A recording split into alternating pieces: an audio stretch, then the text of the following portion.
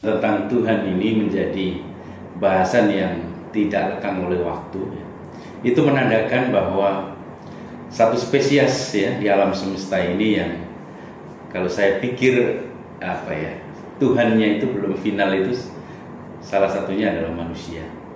Di saat dia menjadi biarawati itu bukan justru membuat dia dekat kepada Tuhan, justru membuat dia jauh daripada Tuhan. Tetapi luar biasanya Karen Armstrong justru mencari sebenarnya hakikat Tuhan itu seperti apa.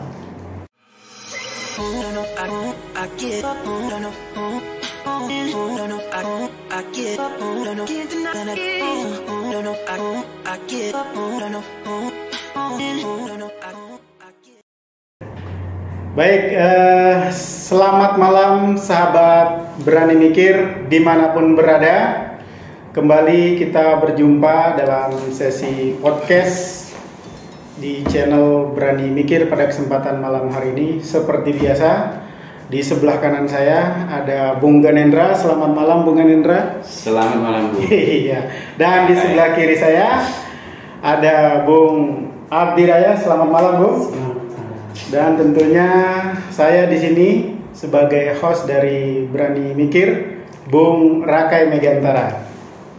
Baik, di sesi podcast malam hari ini kita coba dengan background berbeda ini ya.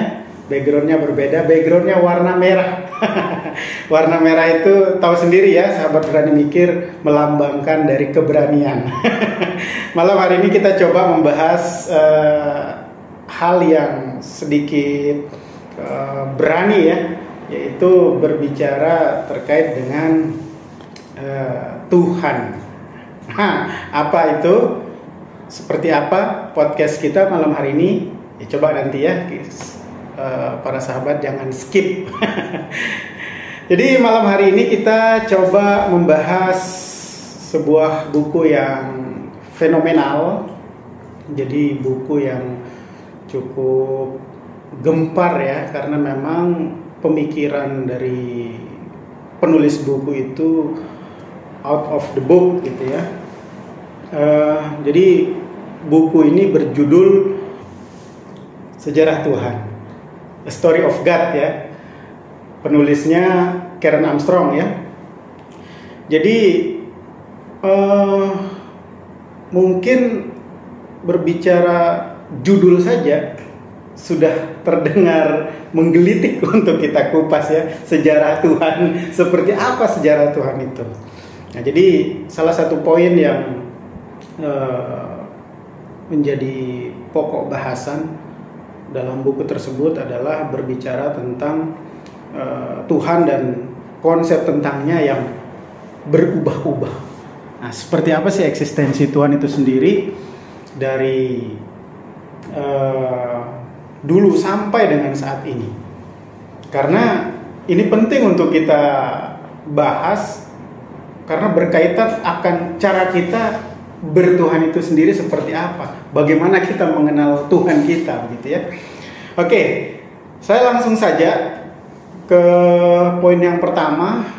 Saya minta pandangan dari Bung Ganendra terkait dengan Tuhan itu sendiri, yaitu Tuhan dan konsep tentangnya yang berubah-ubah. Silakan Bung Ganendra. Oke Bung Raka ya. Selamat malam Bung. Selamat malam Bung. Ya, semoga sehat selalu, luar biasa ya malam hari ini ya. Luar biasa Bung. Ya, Bung Abdi Raya, luar biasa Bung. Mantap, lanjutkan. Oke. Baik, bahasan tentang Tuhan ini sepanjang sejarah peradaban manusia ini tidak pernah lekang oleh waktu. Jadi kalau kita membahas ya dalam bukunya Karen Armstrong ya, tentang sejarah Tuhan ya, dan bagaimana para kaum beragama ya, di agama-agama Samawi ya, mencari Tuhannya dalam kurun waktu kurang lebih 4.000 tahun yang hari ini sudah berjalan ya. Jadi menarik memang bahwa kalau kita menelisik ya mengapa sih bahasan tentang Tuhan ini menjadi bahasan yang tidak lekang oleh waktu? Itu menandakan bahwa satu spesies ya di alam semesta ini yang kalau saya pikir Tuhannya itu belum final, itu salah satunya adalah manusia. Kalau makhluk yang lain itu saya kira sudah final Tuhannya ya. Bagaimana pohon bertuhan, bagaimana ya kan batu bertuhan, bagaimana hewan bertuhan, saya rasa tidak akan diperdebatkan. Ya, tidak akan menjadi perdebatan. Karena apa?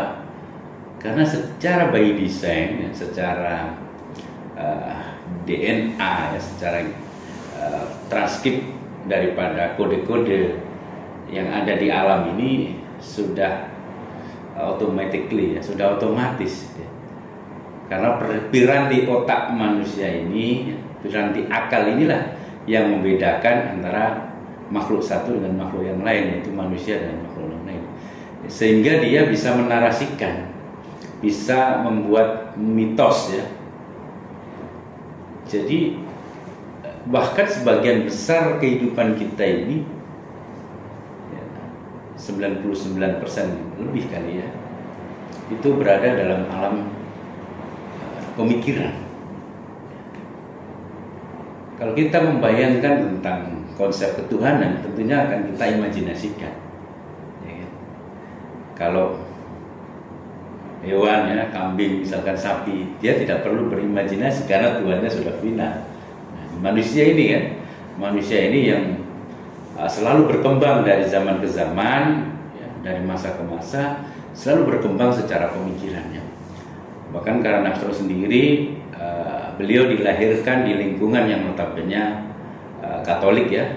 Beliau adalah seorang biarawati yang tentunya dalam menulis buku itu beliau berusaha untuk seobjektif mungkin ya, agar apa yang ditulisnya itu tidak terpengaruhi oleh keyakinan dia di awal ya. Karena ini kan proses pencarian ya. Kita memposisikan ya, jadi beliau ini memposisikan netral pada posisinya. Jadi bagaimana dia menjelaskan tentang konsep ketuhanan dimulai daripada Abraham, Nabi Ibrahim ya, kan? Ya, sampai kepada keturunan-keturunannya ya, daripada Ishak ya, sampai kepada Nabi Yakub, sampai kepada nabi-nabi Israel ya, kemudian sampai kepada keturunan yang selanjutnya, yaitu dari Hagar, dari Hajar, Siti Hajar yang melahirkan Ismail, dan keturunannya sampai kepada Rasulullah Muhammad. Dan tiga agama samawi, tiga agama besar inilah yang hari ini ya, yang menjadi perdebatan ya. Jadi dari tiga agama ini kan tentunya muncul narasi tentang Tuhan. Nah inilah yang diperdebatkan ya, baik dari sisi penamaan maupun dari sisi entitasnya ya. Kalau kita lihat bahwa sampai dengan hari ini ya kan, konsep monoteisme ya, konsep yang meyakini bahwa alam semesta ini ada yang mengatur secara kekuasaan tunggal ya, ada yang diibadati ya, yang disembah adalah sesuatu yang tunggal ya, itu diyakini oleh ketiga agama samawi ini, baik Yahudi, Nasrani maupun Islam sendiri.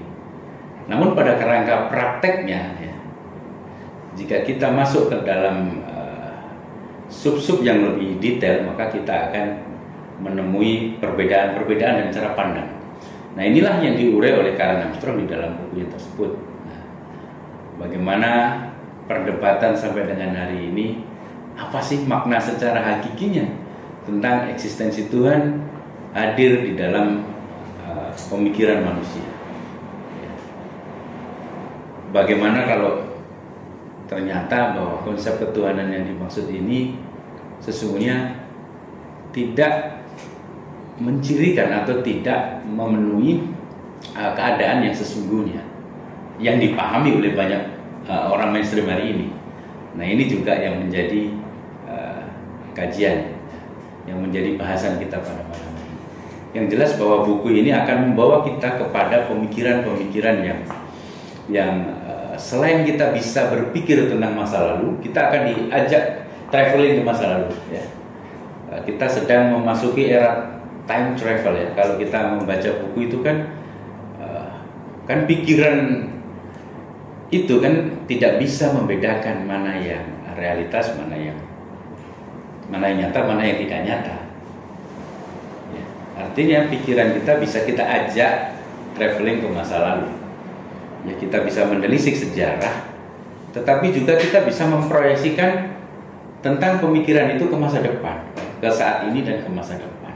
Nah, itulah hebatnya manusia. Jadi manusia ini bisa hidup dalam 3 zaman, masa lalu, sekarang, dan masa depan, melalui piranti pikiran. Karena pikiran ini mampu mengimajinasikan, mampu mengabstraksi ya, sesuatu yang tidak empiris ya, artinya yang tidak bisa dilihat secara indrawi oleh kita. Jadi kita bisa abstraksikan ya, kita bisa imajinasikan. Nah, barangkali itu ya, kalau pemahaman tentang Tuhan nanti kita akan bahas ya, bagaimana Nabi Ibrahim sendiri itu menceritakan tentang atau menjelaskan tentang konsep ketuhanannya, tentang monoteisme, tentang ketauhidan. Bagaimana Nabi Musa sendiri membawa tentang konsep monoteisme juga. Nah, basicnya dari mana gitu kan? Landasannya dari mana? Nah, apakah masih ada hubungan dengan apa yang dibawa oleh Ibrahim atau Abraham, baik secara pemahaman maupun secara visi ya, apa yang dipahami. Begitu juga apa yang dibawa oleh Nabi Isa atau Yesus, Yeshua HaMashiach ya, atau yang dibawa oleh Nabi Muhammad, bahkan yang dibawa oleh orang yang dianggap suci yang lain. Apakah ada memang korelasi atau benang merah ya? Atau itu memang berbeda, atau itu kita menganggapnya berbeda karena perbedaan bahasa ya, yang sesungguhnya kalau kita kaji secara substansi, sesungguhnya yang dimaksud adalah sama, terkait dengan keyakinan tentang Tuhan tersebut. Itu yang bisa saya kasih pandangan. Kalau nanti bisa, silakan bisa Bung Abdi bisa. Baik, menarik ya yang disampaikan oleh Bung Ganendra terkait dengan eksistensi Tuhan itu sendiri yang mengalami perubahan gitu ya. Jadi terlepas kita ini ateis ataupun kalangan orang beragama, namun ketika berbicara agama Yahudi, Nasrani maupun Islam, maka tentu saja kita akan tahu akan hal itu gitu ya. Jadi 3 agama samawi ini menjadi salah satu perhatian dari Karen Armstrong terkait dengan konsep ketuhanan itu sendiri, Bung Abdi. Jadi Tuhan itu, kalau berbicara sudut pandang Karen Armstrong, jadi baik itu dari garis keturunan Abraham dari Israel, kemudian dari Ishak, Bani Ishak gitu ya, Muhammad, Yesus ataupun Isa, ini kan menjadi bapak dari atau pelopor dari ketiga agama samawi itu sendiri, yaitu Islam, Kristen maupun Yahudi. Nah, jadi Tuhan ini mengalami revolusi terkait dengan konsep berketuhanan ya, pandangan Karen Armstrong ya.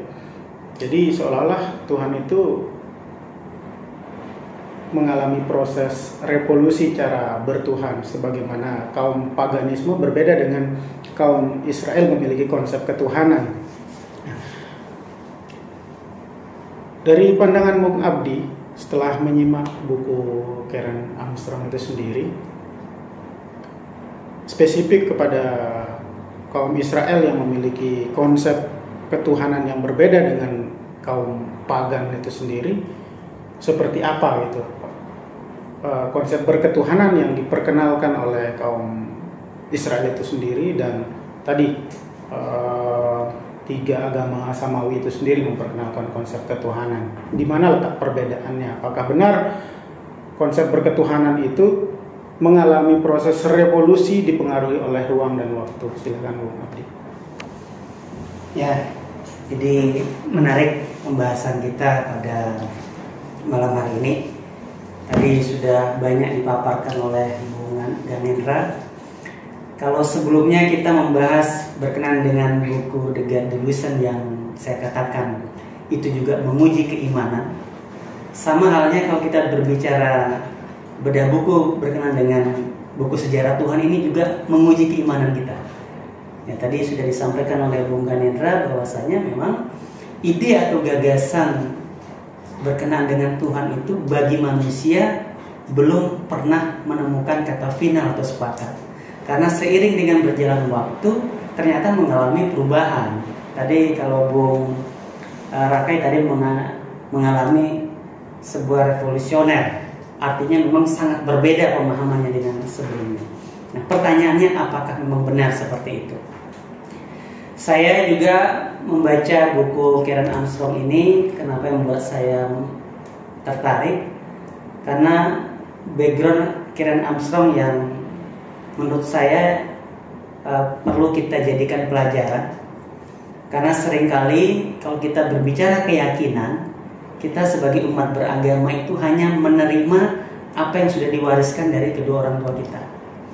Tetapi berbeda dengan Karen Armstrong, tadi sudah disampaikan dia backgroundnya seorang Nasrani, bahkan dia menjadi biarawan, artinya dia seorang Kristen yang taat. Tetapi di dalam dia memahami daripada ajaran Kristen, itu dia mengalami pergumulan di situ. Katolik, ya. Dia mengalami pergumulan. Dan menarik, bukunya itu bukan hanya membahas terkait doktrin yang ada di agama Katolik ataupun Kristen, tapi juga bicara tiga agama Samawi, bahkan berkenaan dengan pemahaman akan Tuhan ya sebelum di zaman Abraham itu. Iya. Saya sebelum masuk ke pertanyaan Bung Rakai tadi, jadi ada hal-hal yang menjadi kegelisahan ya, daripada Karen Armstrong yang kita bisa ambil pelajaran. Dia mengatakan di bab pendahuluan itu bahwasanya pengalaman dia bahwa bicara neraka itu sebagai sebuah entitas yang nyata yang bisa dia imajinasikan. Tetapi sebaliknya Tuhan menjadi figur kabur yang dia katakan itu yang tidak bisa diimajinasikan, hanya bisa disampaikan melalui abstraksi intelektualitas. Artinya sesuatu yang abstrak. Kita mencoba meraba-raba akan hal itu. Tetapi begitu banyak ide atau gagasan berkenaan dengan Tuhan, sehingga dia mengatakan bahwasanya para pemuka agama di dalam menyampaikan doktrin agama itu selalu menggunakan metode ketakutan gitu. Yang dijual adalah ketakutan. Kalau tidak melakukan apa yang diperintahkan oleh Tuhan dalam konsep suatu beragama tertentu, maka akan masuk neraka. Kalau menjalankan, maka akan masuk surga. Jadi itu yang terngiang-ngiang oleh seorang Karen Armstrong, sehingga menjadi pertanyaan juga bagi kita semua. Kalau tidak ada surga dan neraka, apakah manusia itu akan mau untuk mencari tahu Tuhan itu seperti apa, atau mau untuk melakukan apa yang menjadi perintah Tuhan? Dan kita bisa rasakan di dalam pengalaman kita pribadi, justru berkenaan dengan surga neraka itulah yang sering diberikan ya oleh para penceramah gitu hampir di seluruh kalangan agama. Nah itu saya bisa mengambil salah satu kesimpulan. Kemudian juga di situ Karen Armstrong karena dia backgroundnya Katolik, dia juga mempertanyakan ini kalau di buku itu, jadi dia mempertanyakan seputaran tentunya doktrin terkait ajaran di Katolik sendiri seperti apa. Dia bertanya apakah benar Yesus seorang manusia adalah inkarnasi daripada Tuhan. Dia mempertanyakan itu. Kemudian berkenan juga dengan konsep Trinitas yang begitu rumit menurut dia. Apakah itu memang benar ajaran daripada Yesus atau justru ajaran para teolog setelah Yesus?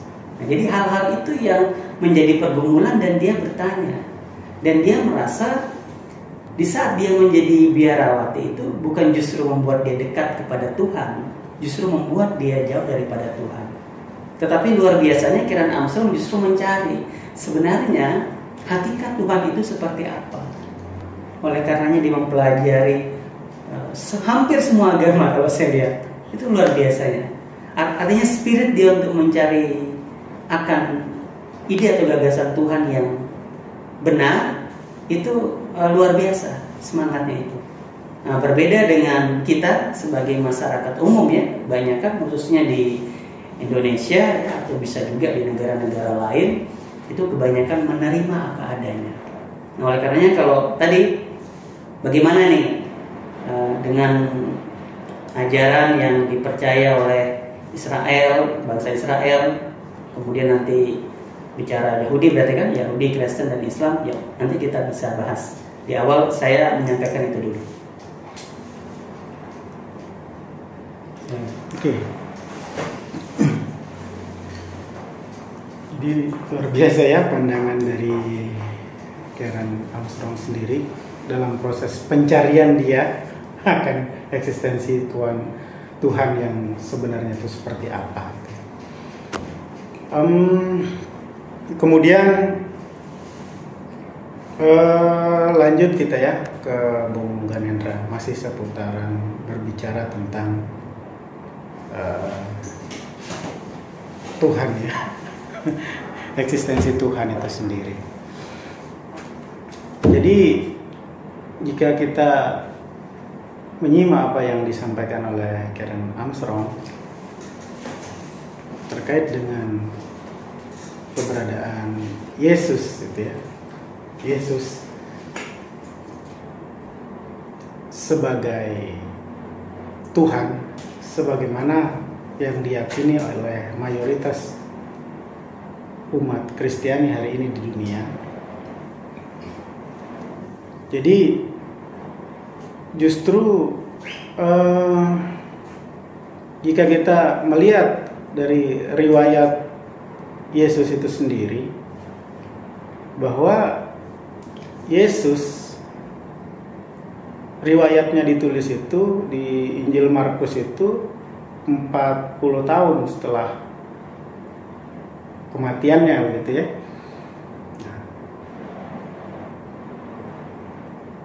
Dan pada saat itu umat mengalami kebingungan yang sebelumnya Yesus itu dianggap sebagai sang Mesias gitu ya. Pada saat itu bingung seperti apa gitu. Lalu hadirlah Paulus ya dengan konsep ketuhanannya yang baru, memfigurkan Yesus sebagai konsep Tuhan baru gitu ya, sebagaimana yang diyakini sampai dengan hari ini. Jadi seolah-olah bergeser dari konsep ketuhanan yang diyakini oleh kaum paganisme, kemudian Israel, sampai dengan kehadiran konsep Tuhan baru sebagaimana yang diyakini pada saat itu dan sampai dengan hari ini. Bahkan Nabi Muhammad pun memperkenalkan konsep Tuhan yang berbeda dengan yang diperkenalkan oleh pendahulunya mengalami revolusi. Nah, terkait dengan hal itu, pandangan dari berani mikir terkait dengan konsep berketuhanan yang benar itu, atau pandangan dari berani mikir lah, jangan kita katakan yang benar, pandangan dari berani mikir terkait dengan konsep ketuhanan yang mengalami revolusi itu seperti apa? Silakan Bu Ganendra.